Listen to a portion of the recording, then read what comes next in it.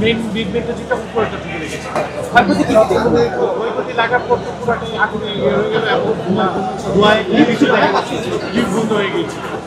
Generator বন্ধ হয়ে গেছে, সাবস্টেশন উপরে সবাই বেরোতে পারে নাই, অনেকেই ছাদে গিয়েছে কারণ ওইটা রেসিডেন্সিয়ালের এক্সিটটা রেসিডেন্সিয়ালের যে এক্সিটটা এটা হচ্ছে আমরা কাপড় ওনাদেরকে অনেক রিকোয়েস্ট করা হয়েছে বলে দিচ্ছি দিব বলে আর ওইভাবে যায়নি। সবাই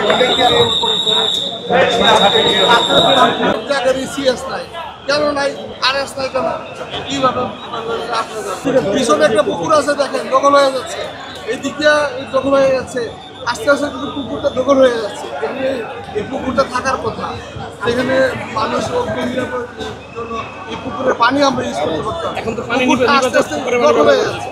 কারা দখল করছে, কেন দখল করছে? টানা সপ্তমবারের মতো বেস্ট টিস্যু পেপার ব্র্যান্ড হিসেবে স্বীকৃতি পেয়েছে বসুন্ধরা টিস্যু।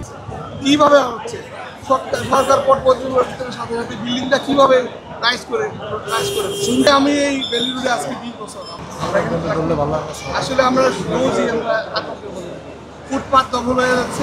ফুটপাতের মধ্যে অসংখ্য মানে ফায়ার হচ্ছে, যেটা ফুচকা চটপটি, তারপরে ওই যে কি বলে বার্গার, পিজা অদ্ভুত ব্যাপার। কেউ কথা বলতেছে না। আমি একজন রাজনীতি করি, আমার কাজ কি দেখা গেছে আমরা পারতেছি না, কে বা কারা করেছে কেউ বুঝতে পারতেছি না।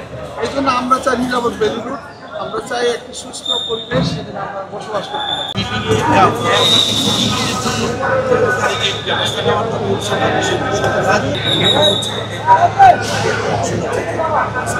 আমরা এই বোর্ডটা ভবনের পানি ঠিক প্রতিষ্ঠান আরেক প্রতিষ্ঠানকে দায়ী করে, কিন্তু যে প্রাণগুলো জুড়ে যায় সেটি দায়িত্ব কে নেবে? আমরা পূর্ববর্তী সময়ে বিশৃঙ্খলা দেখেছি, এই সময়েও যদি একই বিশৃঙ্খলা দেখি, পরিবর্তনটা আমরা কোথায় দেখলাম, কোথায় পেলাম? আমরা চাই এই ধরনের আগুনগুলো লাগার জন্য যারাই দায়ী, যারাই অবহেলা করেছে, সেই সমস্ত ব্যক্তি হোক, ভবন মালিক হোক, ব্যবসায়ী হোক, এবং এটা নিয়ন্ত্রণ করার বা মনিটরিং করার যে প্রতিষ্ঠানগুলো রয়েছে তাদেরকেও জরুরি ভিত্তিতে আইনের আওতায় আনা। এবং আগুন লাগার পরে এসে বলা হয় যে এই বিল্ডিংটি নিয়ম মত্তাই করে তৈরি করা হয়েছে। তারা বলে রাজুক বলে বা সিটি কর্পোরেশন বলে, তারা আগে কেন এই দুই ধরনের পদক্ষেপগুলো নেয় না যে এই বিল্ডিংটা বন্ধ করে দিলাম আগেই, যে এখানে আগুন লাগার ঝুঁকি আছে, অথবা একটা সাইনবোর্ড দেয় না কেন? কনফারেন্সের পরে বলা হয়েছিল যে বিল্ডিংগুলোকে দেওয়া হবে যে এখানে কোন কোন অধিদপ্তরের ক্লিয়ারেন্স আছে। মানুষ বাইরে চেকলিস্ট থেকে বুঝবে যে এই বিল্ডিংটা নিরাপদ কিনা নাকি অনিরাপদ।